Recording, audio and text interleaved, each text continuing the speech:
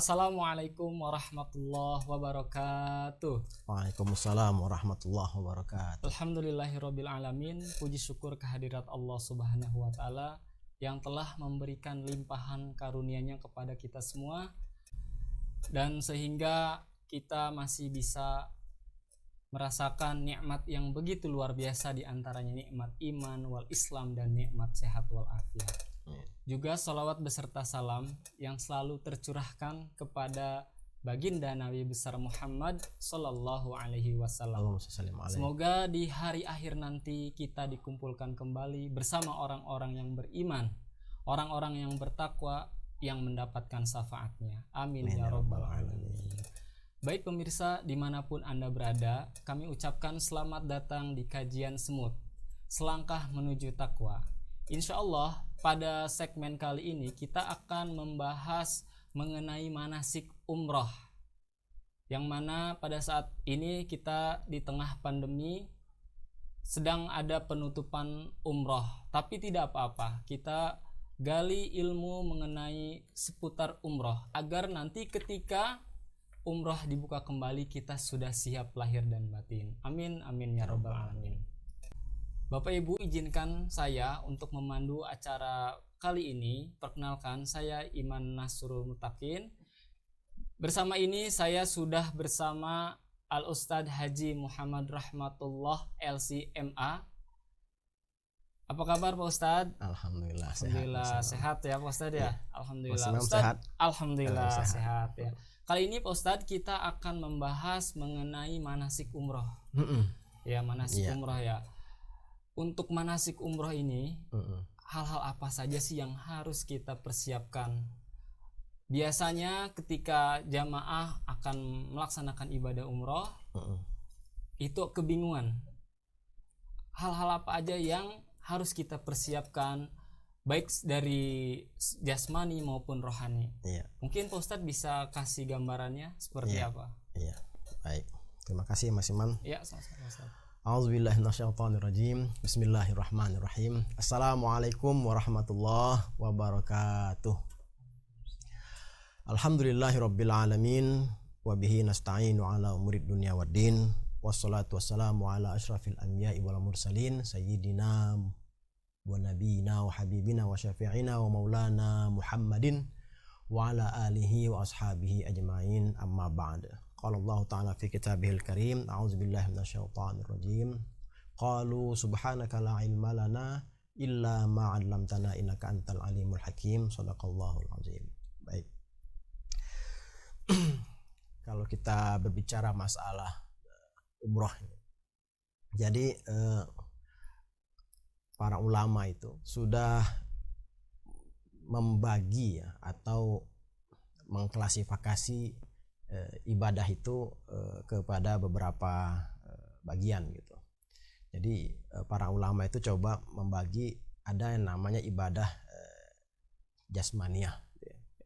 Nah, kemudian ada ibadah yang sifatnya maliyah. Nah, kemudian ada yang gabungan dari jasmaniyah dan maliyah. Jasmaniyah itu maksudnya ya ibadah yang penting selama kita punya kemampuan secara jasmani, nah, itu tidak ada alasan untuk kita untuk tidak melaksanakannya gitu. Contohnya misalnya seperti ibadah sholat, ya, kemudian puasa. Selama kita punya kemampuan, kemudian akal kita sehat, itu harus kita kerjakan. Ada juga ibadah yang kita memang melaksanakan itu dengan mengeluarkan sebagian harta, nah, seperti zakat itu ya. Nah, zakat itu kan kita ketika harta kita sudah memenuhi ketentuan untuk dikeluarkan zakatnya, maka kita harus keluarkan. Tapi kalau kita nggak memenuhi ketentuan harta kita, maka tidak ada kewajiban. Nah, tetapi juga ada ibadah yang gabungan ini jasmani maupun tadi mali itu. Secara fisik dia juga harus ada kemampuan, kemudian secara harta juga dia harus. Nah, ini yang ibadah apa? Haji dan ibadah umroh. Nah, ini dia. Makanya di dalam Al-Quran itu ada kata-kata istilah manis tato'a, bagi yang mampu.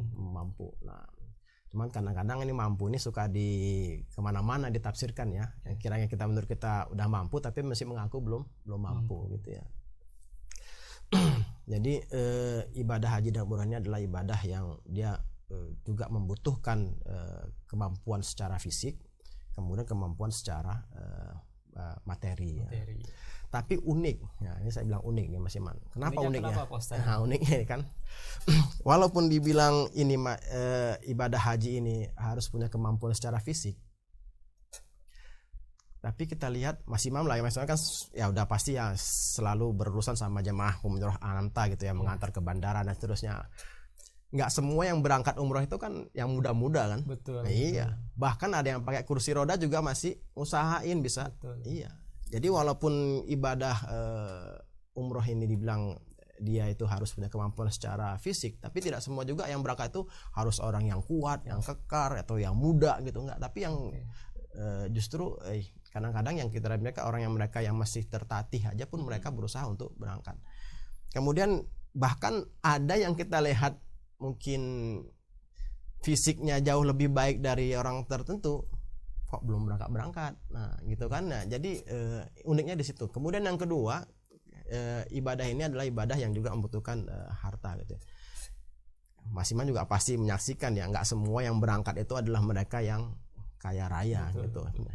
Ada yang justru mungkin kalau kita lihat kehidupan sehari-harinya, bahkan juga ada yang dia berangkat umroh karena kaget, waduh saya bisa berangkat umroh gitu, padahal selama hidupnya dia nggak pernah mungkin terbayangkan olehnya akan berangkat umroh, tapi berangkat gitu kan. Nah, iya. Bahkan ada yang dia harus menabung sekian tahun gitu kan, kemudian dia memang harus dia persiapkan gitu. Jadi uniknya itu di situ ya. Jadi ibadah haji dan umrah itu ibadah yang bermodalkan fisik jasmani, kemudian juga harta. Kendati demikian tidak itu menjadi pondasi tidak menjadi pondasi utama lah untuk seorang itu mengatakan saya berangkat umroh karena secara fisik saya siap, secara harta saya siap. Tapi tidak.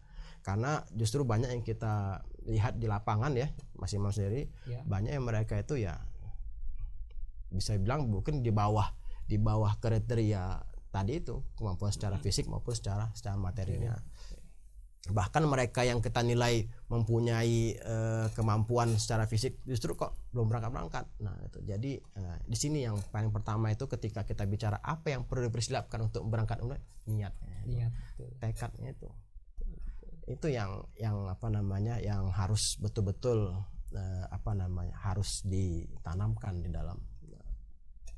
Dan yang paling menarik lagi di tengah-tengah masyarakat kita itu ada alasan nggak berangkat. Kalau kita lihat kenapa kalau udah secara fisik kita lihat dia mampu, kemudian secara finansial juga mampu, kenapa berangkat? Alasannya belum ada panggilan. Itu kan suka tuh ya. Ini ya. Belum ada panggilan gitu kan. Nah, padahal sejak zaman Nabi Ibrahim itu udah dibilang kan wa azin finnas, panggil. Artinya ya dari sejak zaman Nabi Ibrahim itu sudah Allah perintahkan pada Nabi Ibrahim itu seru manusia untuk datang. Nah, dan masalah seru ini kan Nabi Ibrahim itu ya secara simbol ya, karena kan simbolnya Nabi Ibrahim menyeru. Tapi kan kalau ya seberapa jauh sih suaranya Nabi Ibrahim gitu kan? Ya, kalau teriakin itu sampai mana sih gitu kan? Nah, tapi kan Allah menjamin panggilan kamu itu akan sampai ke penjuru ke semua arah di dunia ini, dan semua orang akan memenuhi panggilan tersebut gitu. Karena yang memanggil itu bukan Ibrahim sesungguhnya, walaupun Ibrahim yang perintahkan untuk menyerunya. Makanya ya Allah, bagaimana saya mau menyeru manusia, suara saya aja terbatas, kemampuan saya terbatas. Ya, kamu panggil, aku yang sampaikan, kata Allah. Nah, jadi masalah tadi kata bilang belum ada panggilan, Allah sudah sampaikan, aku yang akan sampaikan gitu. Sekarang masalahnya tinggal ya kita mau memenuhi panggilan itu atau tidak gitu. Jadi karena terbukti yang tadi yang secara hartanya mungkin ya pas-pasan gitu ya. Nah, pas-pasan ya, pas mau berangkat ada, pas mau ini ada, enggak gitu ya, jangan pas gitu ya. Nah, kemudian secara fisik juga ya usianya sudah mungkin renta atau gimana, tapi itu Dan tapi tadi karena ada tekad itu, ada keinginan untuk memenuhi panggilan Allah. Nah, jadi poinnya niat Pak Ustadz ya, niat itu yang paling niat. penting, yang paling utama itu adalah tadi itu niat tekad kita. Karena tidak hanya haji dan umroh ya, kadang-kadang sholat juga kalau nggak punya niat atau azam yang kuat ya sholatnya mundur-mundur juga gitu kan, yang tantaran gitu. Puasa ya syukur-syukurlah atau bulan penuh kan, Ramadan tentuin, tapi pas giliran kita kenapa sehingga kita harus mengkodok puasa kita itu ya kadang-kadang antar dulu dah kan, gantinya antar dulu dah ya, biasanya kan ibu-ibu kan tuh ya antar dulu mau dekat-dekat Ramadan baru mau diganti gitu kan. Nah, jadi semua ibadah itu memang yang paling penting utama itu adalah niat dan azam. Tapi memang untuk ibadah haji ini lebih kuat. Kenapa? Tadi tuh karena kita harus mengeluarkan menyiapkan secara fisik, kemudian secara harta, kemudian yang paling berat itu, nah ini lagi diuji nih kita nih, seberapa jauh keberpasrahan kita kepada Allah Subhanahu wa taala. Karena ketika kita berangkat menunaikan ibadah haji itu kan semua yang kita miliki itu kan ditinggal kan. Betul. Ya kan, rumah sebagus apa tinggal. Mobil sebagus apa kendaraan tinggal. Nah gitu kan. Kemudian kalau memang kita berangkatnya hanya sendiri atau berdua sama istri, anak-anak tinggal atau orang tua kita, artinya yang kita cintai itu pun harus, itu kadang-kadang kita aduh gimana ya kalau saya berangkat ntar gimana, kalau dia punya usaha ntar gimana usahanya, kalau saya berangkat ntar aduh gimana anak-anaknya siapa, itulah. Tapi sebenarnya kalau itu kembali lagi, itulah yang dirasakan oleh Nabi Ibrahim. Iya, ketika dia diperintahkan Allah untuk meninggalkan Ismail dan Siti Hajar gitu. Kita mah masih enak ya, kalau zaman dulu banyak air nggak ada, tandus, nah itu kan nggak ada.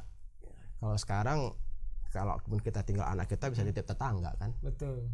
Ada orang tua, betul. Ya kan, ada apa istilahnya tantenya, ada enciknya, ada ininya gitu kan. Artinya masih ada yang bisa kita. Tapi Nabiullah Ibrahim. Nah, tapi ini juga sebagai sumber ujian kita juga yang harus kita persiapkan. Kita mengukur seberapa besar keberpasrahan kita kepada Allah Subhanahu wa taala ketika akan meninggalkan mereka. Nah, jadi ini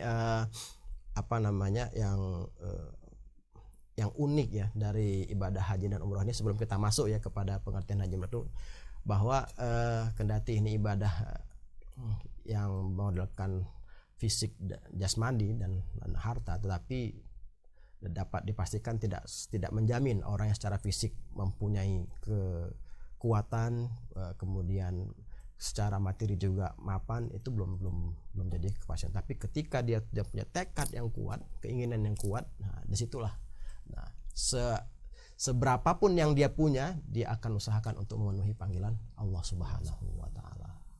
Nah, itu.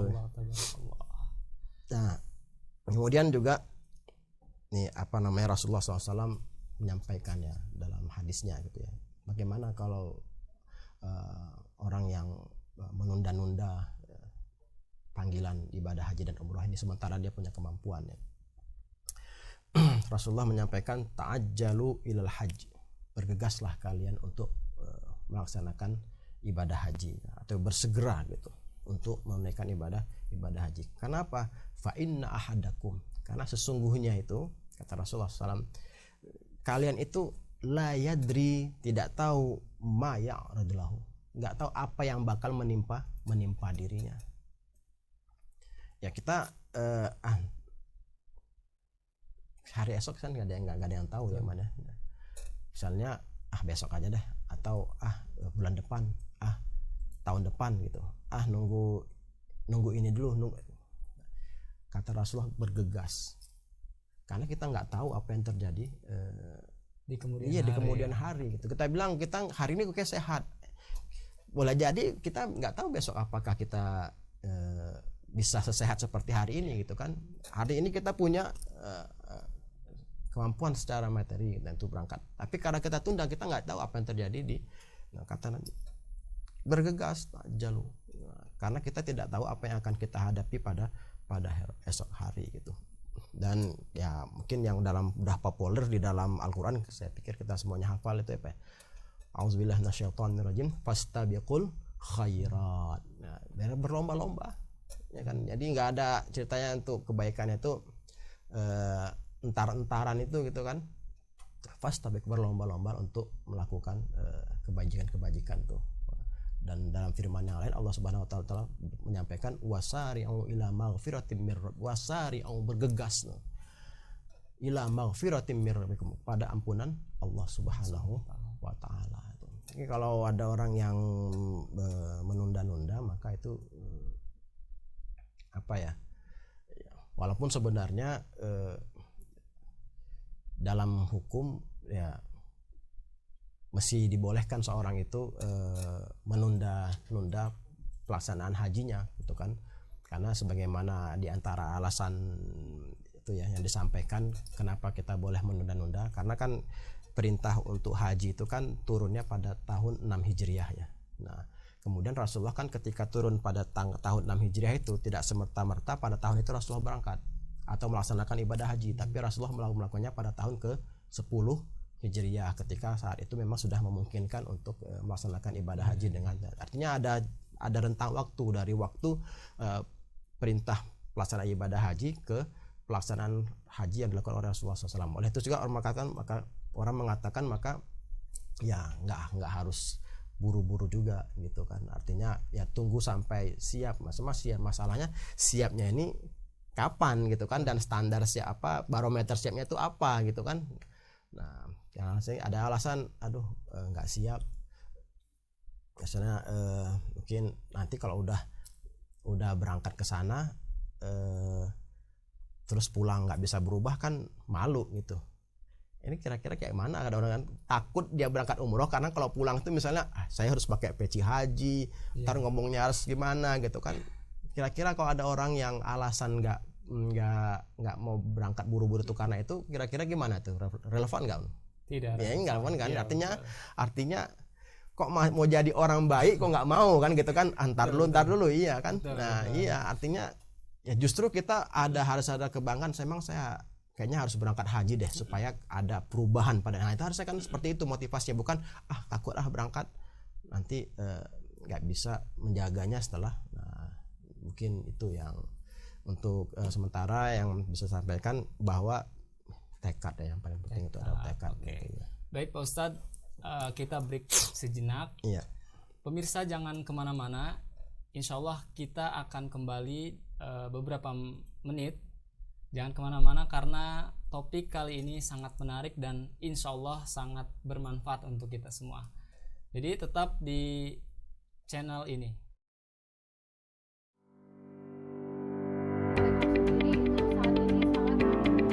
Yang saya hormati kepada Bapak Ibu Kepala Cabang PT Aneka Media. Pertama-tama jadi fasilitator kita adalah ikuti instruksi saya.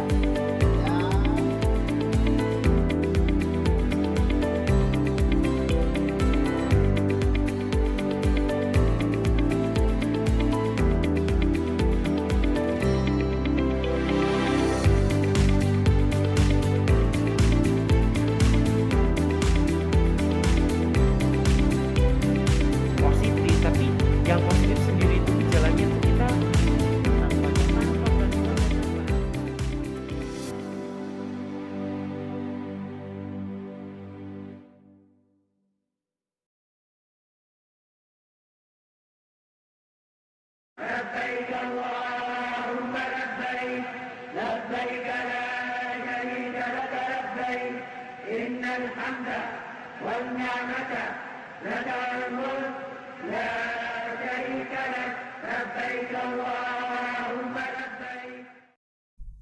Ya, baik Bapak Ibu, kembali lagi di kajian kali ini.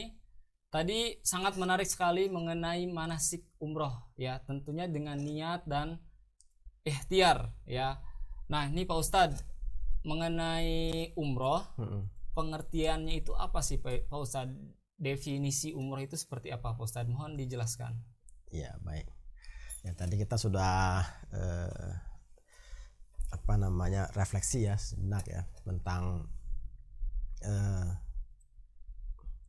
unik ya ibadah haji dan umroh itu unik. Saya bilang unik tadi itu perlu kemampuan fisik, kemudian kemampuan harta, tapi tidak mesti mereka yang secara mapan secara fisik dan materi itu yang boleh berangkat. Nah, ternyata yang tidak juga mereka justru kelihatan lebih bersemangat lagi untuk melaksanakan ibadah umroh itu.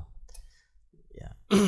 Dan itu saya bukan ya kenyataannya ya, kalau kita lihat di lapangan itu justru yang kadang-kadang nenek-nenek itu udah tua itu yang justru lebih semangat, kadang-kadang yang muda-muda justru gitu kan. Nah, itu yang membuktikan nggak harus memang mereka yang mapan secara secara materi dan mereka yang benar-benar tidak. Nah, tapi kembali lagi pada tekad sebesar apa gitu kan.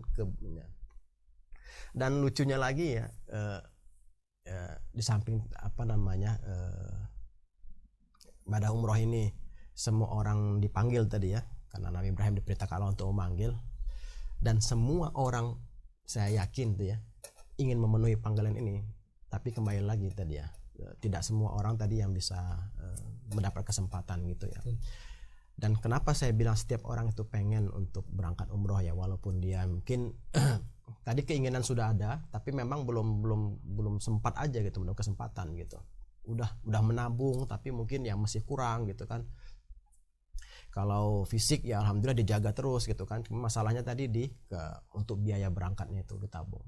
Nah, jadi orang semua tuh pengen berangkat. Nah, contohnya misalnya kalau kita lihat ya kenyataannya tuh setiap kali kita ngantar jamaah ke bandara gitu ya, yang berangkat misalnya berapa orang? Taruhlah 2 orang ya, suami istri. Yang ngantar berapa orang coba? Bisa 1 Nah, iya, ada mobil kan. Nah itu dia. Artinya emang semua orang dipanggil, semua orang pengen untuk melaksanakan, tapi belum tentu tadi itu semua orang yang mendapatkan kesempatan. Ya sebagai contoh buktinya apa? Semua orang pengen. Lihat aja tuh kalau ada yang berangkat umroh itu, yang berangkat 2 orang, yang ngantar tuh bisa 2-3 mobil gitu. Itu buktinya memang, bahkan apa? Nanti panggil saya di sana ya, panggil saya, doain saya ya bisa. Nah itu semuanya pengen tuh berangkat melaksanakan ibadah. Tapi kembali lagi tadi memang perlu tekad, kemudian niat yang harus bulat ya, harus. Dan itu bukan hanya saya pengen banget dah, tapi nggak nabung ya gimana gitu kan, nggak nyisihkan sebagian hartanya untuk berangkat ya nggak bisa. Karena kan kalau berangkat haji ini kan nggak saya pengen ke Tanah Abang gitu kan, besok berangkat jadi gitu kan, modal 5.000 jadi gitu kan. Ini kan masalahnya, ini kita kembali masuk kepada pengertian ibadah haji dan umroh itu. Kenapa perlu harta? Karena memang tadi ibadah haji dan umroh ini dilakukan di satu tempat yang mungkin kalau dari negara kita ini, kalau kita pesawat itu berapa jam? 9 jam ya. 9 jam. Nah, dan itu dari itu aja sudah kebayang, pesawat. Nah gitu kan, kalau kita bilang naik bajai ya mungkin modal 5.000, 10.000, 20.000 ya ini pesawat. Nah pesawat udah langsung, pesawatnya bukan istilahnya domestik lagi kan, artinya dalam negeri ini masih udah terbangnya udah ke luar negeri 9 jam. Nah ini yang mungkin kenapa perlu harta ya. Pertama itu karena ibadah umroh itu kalau dari segi pengertian ya secara bahasa, umroh itu artinya ziarah ya, atau berkunjung. Nah itu secara bahasanya ya, karena umroh ini dari bahasa Arab. Nah kemudian kalau yang dimaksud dengan ibadah umroh itu sendiri adalah kita berkunjung ke Baitullah. Nah ini tadi ya, ke Baitullah. Nah kemudian dengan niat, niat umroh. Nah kemudian berihram. Nah setelah itu melakukan aktivitas umroh itu sendiri, tawaf, kemudian sa'i, kemudian tahallul. Ya. Itu jadi kalau umroh itu kita berangkat ke Baitullah, menuju ke Baitullah ya. Kemudian kita menunaikan ibadah umrohnya di Baitullah. Sebelum itu kita niat, kemudian kita berihram, mengenakan pakaian ihram, kemudian setelah itu kita tawaf di Baitullah, kemudian sa'i di tempat sa'i, Marwah dan Safa dan Marwah, kemudian tahallul. Jadi kalau dilihat dari pengertian umroh ini, sebenarnya kalau ritual ibadah umrohnya itu tidak terlalu lama sih Mas Iman. Justru lamaan perjalanan dari Indonesianya ke tanah sucinya itu ini ya bisa 9 jam. Tapi kalau untuk ritualnya sendiri tadi tawaf, kemudian sa'i, tahallul. Nah, didahului dengan niat ya. Niat itu apa? Dengan berihram gitu. Nah, dari pengertian ini juga nanti kita sudah bisa ditarik kesimpulan bahwa aktivitas umrah itu seperti apa. Nah, itu kan. Kemudian rukun-rukunnya apa. Nah, dari pengertian ini. Jadi umrah itu adalah kita berangkat ke Baitullah, sekali lagi saya ulangin. Nah, kemudian dengan niat untuk melaksanakan ibadah umrah, kemudian berihram, mengenakan pakaian ihram. Setelah itu nanti melaksanakan ibadah umrahnya di Ka'bah, yaitu tawaf, kemudian melakukan sa'i dari Safa dan Marwah, kemudian tahallul. Ya, itu pengertian dari ibadah umrah. Mungkin yang perlu ditambahkan lagi ya, tadi seperti ada yang mengatakan banyak nanti pas tawaf itu yang dibaca apa gitu ya, pas sa'i itu apa gitu, sehingga nanti ada yang muncul ketakutan, kayaknya berat deh saya mau berangkat umroh gitu. Dari belum apa-apa udah ada ini kan. Ntar di sana pokoknya sebelum apa-apa tuh udah macam-macam aja pikiran gitu kan ya. Ini ya sekarang kadang-kadang ada juga Pak Ustadz. Jadi sebelum berangkat itu ada mungkin dari tradisi terdahulu ya, bahwa ketika berangkat ke Mekah melaksanakan ibadah umroh maupun haji itu seperti ada hari pembalasan itu. Apa yang kita kerjakan di Indonesia ini nanti dibalas di sana. Itu menyikapi hal seperti itu kayak gimana Pak Ustadz? Ya betul juga tuh. Nah nanti di sana gitu kan ya. Nah sebenarnya kan perlu kita garis bawain, hari pembalasan itu nanti ada waktunya. Nah kan nama istilahnya sebenarnya yaumul hisab, itu kan hari penghitungan. Nah adapun nanti ketika ke tanah suci itu ya kita semata-mata melaksanakan tadi rukun Islam yang kelima itu. Nah, jadi nggak ada istilah ketika orang yang di tanah itu sebagai hari pembalasan atau tempat pembalasan, ya enggak. Karena kita manusia ini ya memang sudah pasti ya tidak ada orang yang luput dari kealpaan, dari salah gitu kan. Cuman Allah Subhanahu wa taala itu kan sudah membuka pintu untuk kita kembali kepadanya, untuk kita bertaubat. Nah, itu juga sudah makanya salah satu persiapan juga yang harus dipersiapkan ketika mereka yang akan melaksanakan ibadah umrah itu apa? Ya bertaubat. Taubat. Jadi memohon ampun kepada Allah Subhanahu wa taala atas segala kesalahan atau dosa atau maksiat yang pernah dilakukan. Nah, gitu. Dan itu sudah selesai, jadi nggak ada pikiran kayaknya nggak selesai nih, kok cukup dengan mengucapkan astagfirullah misalnya, pasti nanti di sana dibalas, jangan-jangan lebih parah lagi gitu kan. Kadang-kadang kita juga sesama jamaah itu nanti ketika ini salah satu yang yang sering terjadi di sana itu ya nyasar lah, jemaah nyasar itu kan biasanya udah umum ya, udah sering terjadi ya. Artinya hampir setiap grup yang berangkat pasti ada nyasar. Nah sebenarnya nyasar itu hal yang biasa gitu kan. Namanya kita baru datang ke satu tempat itu istilahnya belum familiar dengan kita nggak tahu semuanya gitu kan. Nyasar itu ya biasa sebenarnya. Cuman yang membuat jadi nggak biasa itu adalah apa? Ini klaim-klaim orang-orang sana. Nah pasti ini habis melakukan maksiat apa nih. Jadi sekarang kan ketika ada orang yang nyasar, dia malu untuk memberitahu temannya, untuk mengabari temannya, saya lagi nyasar nih, tolong dijemput sini gitu. Akhirnya dia justru mencari orang lain yang nggak tahu di mana hotelnya. Jadi makin bertambah nyasar lah orang itu gitu kan. Nah, padahal ketika dia misalnya nyasar, kalau dia punya nomor HP teman kontaknya, bilang aja nyasar. Betul, Tapi apalagi iya. sekarang dengan teknologi ya. Iya. Kita bisa WhatsApp Iya. atau bisa via telepon, Iya. itu memudahkan kita Iya, juga. apalagi di ID card semua udah ada. Cuman Betul. tadi itu karena adalah hari pembalasan ya. Jadi yang salah itu pikiran kita, Iya, pikiran salah. kita. Iya, Iya. makanya Allah yang satu yang harus kita pegang juga ya sebelum kita ini. Allah Subhanahu wa taala berfirman dalam hadis qudsi, "Ana inda zonni abdi bi." Aku itu ya berdasarkan persepsi, anggapan atau dugaan gitu kan, hambaku terhadapku gitu kan. Kalau kita udah mikirnya, dugaannya itu, persepsinya itu susah aja, berat aja, udah. Tapi kalau kita bilang, aduh, bismillah gitu kan. Nah, bismillah, tawakal kepada Allah, berserah diri kepada Allah. La haula wala quwata illa billah. Tiada daya upaya selain Allah kasih. Berangkat itu mah akan muncul sendiri gitu kan. Akhirnya ini berangkatnya masih sebulan lagi, was-wasnya udah 2 bulan sebelumnya gitu kan. Berangkatnya baru seminggu udah stresnya udah. Iya, tadi kepikiran gitu, aduh gimana. Padahal Allah udah ana inda zonni abdi. Aku menurut, dan Allah Subhanahu wa taala sampaikan lagi tuh, wa ana ma'ahu iza zakarani. Kalau dia ingat aku, kata Allah, aku bersamanya. Apalagi coba yang apa yang kurang dari pernyataan Allah, perkataan iza zakarani, kalau dia menyebutku maka aku bersamanya.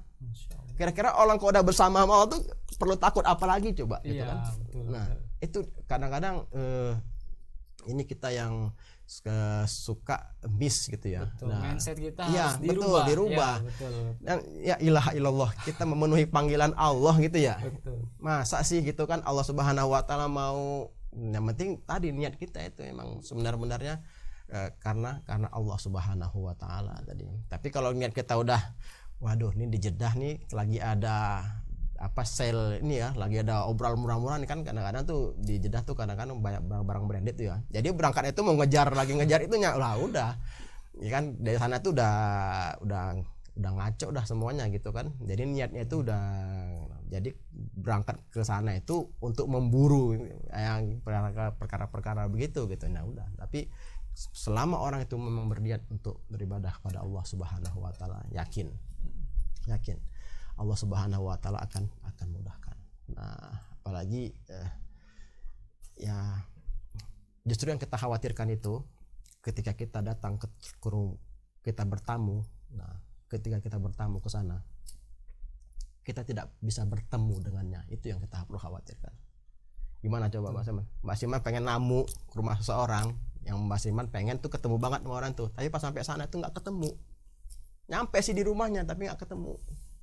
Gimana itu coba? Sangat sedih. Harusnya itu yang dikhawatirkan sebelum.